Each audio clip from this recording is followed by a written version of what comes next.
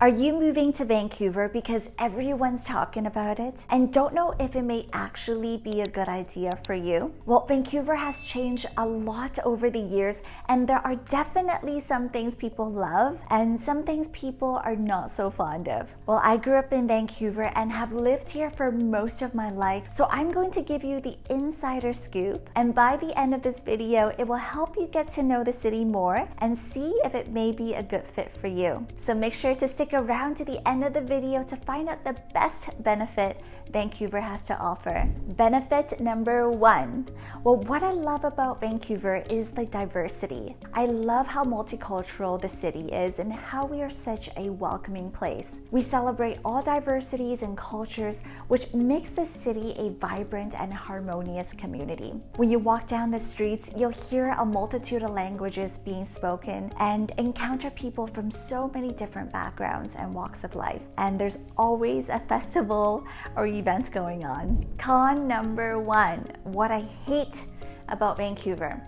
The housing is expensive. Living in Vancouver comes with a high price tag, although it's not quite in the same league as cities like New York or London. Still, when you look at it on a global scale, it's on the higher end. But hey, there's a reason for that. It's a pretty desirable place to call home, and a lot of people move to Vancouver for a lot of different reasons, and immigration is strong here. It's estimated that 500,000 new immigrants move to Canada every year, which is one of the highest rates per population of any country in the world. So when there is demand, guess what? Price goes up. And I'm not being biased here, but when people do move to Canada, usually Vancouver is a top choice because it is a bigger city and also because its climates are so much better compared to Toronto. Toronto can be quite hot in the summer and also very cold in the winter. And although Vancouver rains a lot, it doesn't snow that much. So it's definitely a better choice. And as for housing prices, for example, a decent sized one-bedroom apartment could be close to $3,000 to rent per month in downtown. And if you want to buy a one-bedroom, the average would be about $700,000. And to buy a house, we're looking at close to $1.7 to $2 million for something that's move-in ready and not a complete tear down. So the prices gets up there. Pro number two, the benefit is the nature and the greenery. The air here is just different. As soon as you step out of the airport, you really can feel the fresh air quality here. Because of the amazing nature surrounding us, we can indulge in a range of outdoor activities that caters to anyone. Picture this. You can hit up the golf course in the morning, shred some fresh powder on the slopes in the afternoon, and finish the day off paddleboarding or kayaking under the sunset. It might be exhausting, but totally doable. It's great for adrenaline junkies or to unwind and just soak in the beauty of the great outdoors. And this place has it all. Con number two.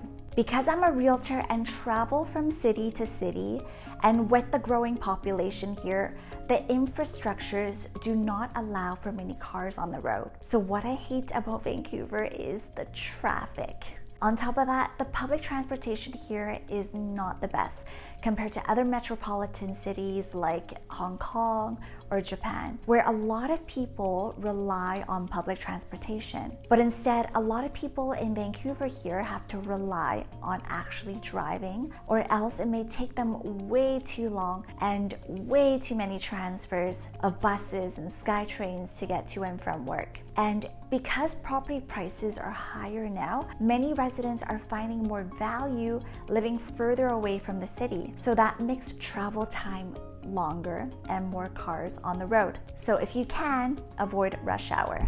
Benefit number three. Another reason to love Vancouver is that we are so close to the border. The US border is only an hour away, even less depending which part of the Lower Mainland you live. It's a fun little road trip going across the border and shopping at Trader Joe's or just for a weekend getaway. And if you've got a Nexus card, that's a game changer. So you can breeze through customs, leaving you more time to enjoy everything else. The last item that I hate is along the same lines with driving.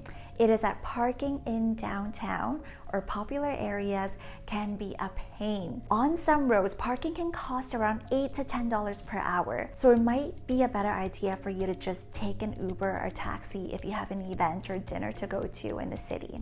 Now for my favorite benefit of living in Vancouver is the food. Because of its diversity, there's a lot of different cuisines, especially Asian food. We have some of the most authentic dim sum and Chinese food, especially in Richmond, and very affordable and mouth-watering sushi. And often when people come to Vancouver, they have to try the sushi here because in different parts of the world, sushi can be very expensive and it's delicious and affordable here. There's a lot of Korean food and barbecue and at least 15 different ramen restaurants on Robson Street. And other than Asian food, we have Italian food in Little Italy on Commercial Drive, steakhouses, Middle Eastern food, Indian food, and a lot of great seafood restaurants as well. You name it, we have it. Now that you know what I love and what I hate about Vancouver, watch my next video on the things people wish they had known before moving here.